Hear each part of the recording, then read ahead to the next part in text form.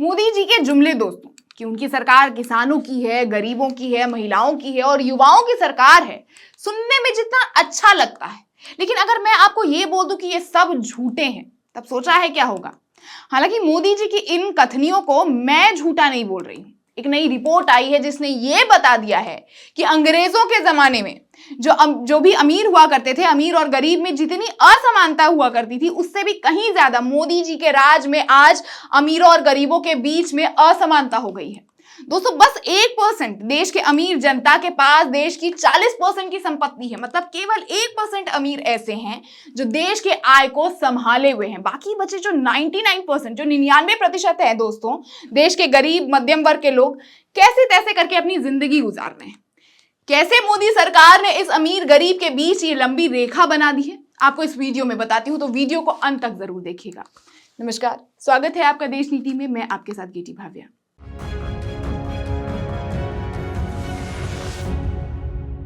देश नीति, केवल सच्ची और पक्की खबरें।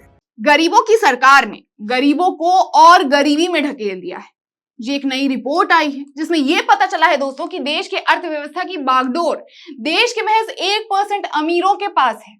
मैं आपको ये बात एक ग्राफ के माध्यम से समझाती हूँ। देखिए, इस ग्राफ में जो ब्लू लाइन है, जो नीला रंग का लाइन है, वो एडल्ट पॉपुलेशन का है, यानी जो 18 साल से जो ऊपर के लोग हैं उस पॉपुलेशन का ये लाइन है।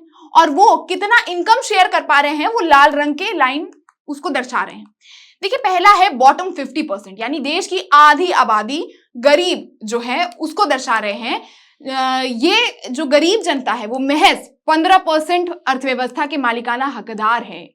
यानी जो देश की सबसे गरीब वर्ग के हैं, यही देश का वो महज सिर्फ 15% का अर्थव्यवस्था के मालिकाना हकदार है। मतलब आधी आबादी महज 15% अर्थव्यवस्था के को संभाले हुए है। यानी दोस्तों 140 करोड़ की कुल आबादी है, इसमें से कि 92 करोड़ लोगों में 46 करोड़ लोग देश के 15% की इनकम को संभाले हुए हैं। और फिर आता है मध्यम वर्ग वाले लोग, यानी देश के 40% आबादी, जिसमें 36.9 करोड़ लोग आते हैं। वो 27.3% इकोनॉमी कवर करते हैं।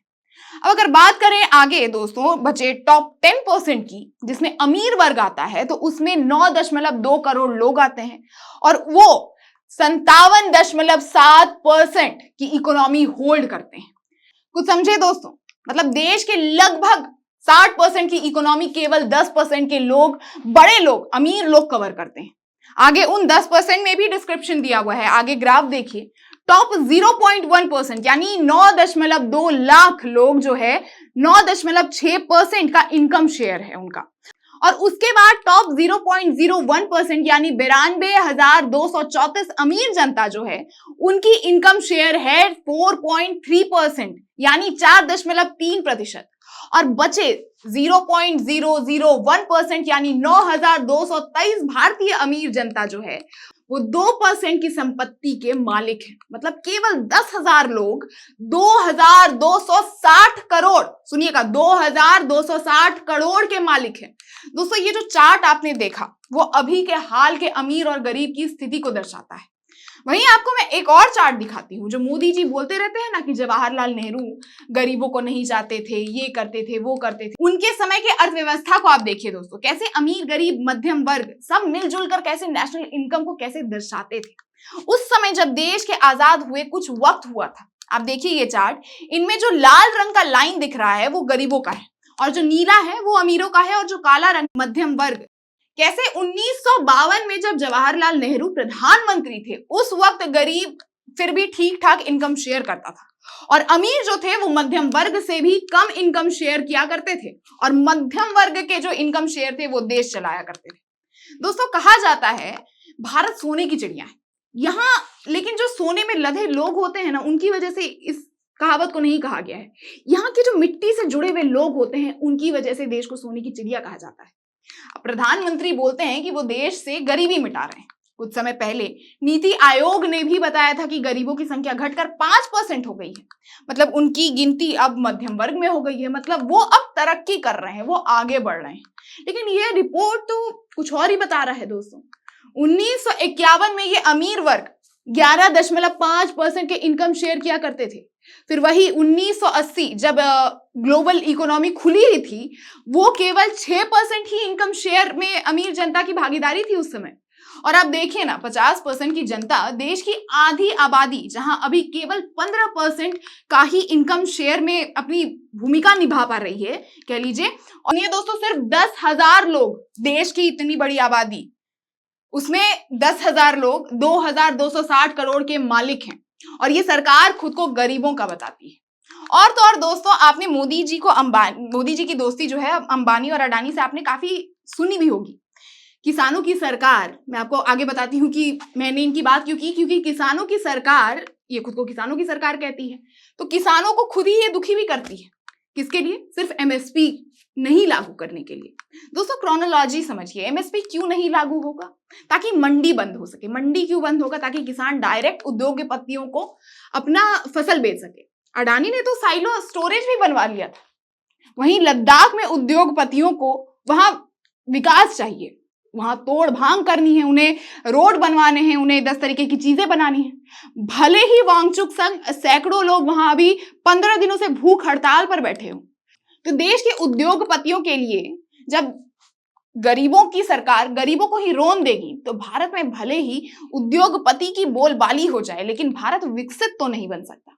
मोदी जी जो बोलते हैं देश जल्द ही 3 ट्रिलियन इकोनॉमी बनने वाला है, कभी ये बनने वाला है, कभी वो बनने वाला है, ये भारत शायद भले ही 3 ट्रिलियन इकोनॉमी बन जाए, लेकिन ये कभी आगे नहीं बढ़ सकता। वहीं दोस्तों गरीबों की गरीबी पर, हालांकि संसद में विपक्ष की तरफ से सुप्रिया ने भी कुछ मुद्दे उठाए थे, आप खुद सुन लीजिए। दूसरा, ये गरीबों की सरकारें बोलते हैं। सर अच्छी बात है, हर सरकार करती है। Governance is continuity. कोई ऐसी सरकार नहीं इस देश में जो गरीबों के खिलाफ होती है, लेकिन इनका डेटा ऐसा कहता है the total wealth of this country is in the top 1%।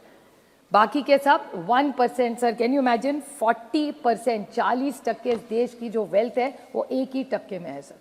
तो how are they supporting the wealth and how many people they keep saying. एक जगह कहते हैं कि हम सब ने गरीबी हटाई है, तो फिर 80 करोड़ को जो जनता को खाना देते, वो नंबर क्यों नहीं कम हो रहा है? गरीबों को बढ़ाना और अमीरों के लिए काम करना, इससे कभी कोई भी देश विकसित तो नहीं हो सकता। और महंगाई का दर बदर दिन ब दिन बढ़े जाना, इससे कभी कोई देश विदेशों में अपना मुकाबला नहीं कर सकता। बता दूं दोस्तों, ऐसे काफी देश हैं जो ऐसे इकोनॉमिक इतिहास को बयान करते हैं, लेकिन भारत की टॉप 1% आमदनी हिस्सेदारी जो है वो दुनिया में सबसे अधिक है। ये साउथ अफ्रीका, ब्राजील और अमेरिका से भी अधिक है। रिपोर्ट में कहा गया है कि शुद्ध संपत्ति के नजरिए से भारतीय आयकर प्रणाली प्रतिगामी नजर आती है। रिपोर्ट में आगे कहा गया है दोस्तों कि भारत में आर्थिक आंकड़ों की क्वालिटी जो है काफी खराब है, और हाल ही में इसमें गिरावट भी देखी गई है। इसमें कहा गया है कि भारत में सबसे अमीर 1% आबादी का आमदनी में हिस्सा ऊंचे स्तर पर है। यह संभवतः सिर्फ पेरू, यमन और कुछ अन्य देशों से ही कम है। दोस्तों ये हमारा नया भारत है, जिसे विकसित और राइजिंग भारत बनने की बात खुद मोदी जी कहते रहते हैं, लेकिन वो इन आंकड़ों को नहीं बताते हैं, क्योंकि ये आंकड़े आप तक उनके जुमलों का पोल खोल कर रख देंगे। बाकी आप अपनी राय हमें कमेंट करके जरूर बताएं। देश नीति को ज्यादा से ज्यादा सब्सक्राइब करें और देखते रहें देश नीति। धन्यवाद।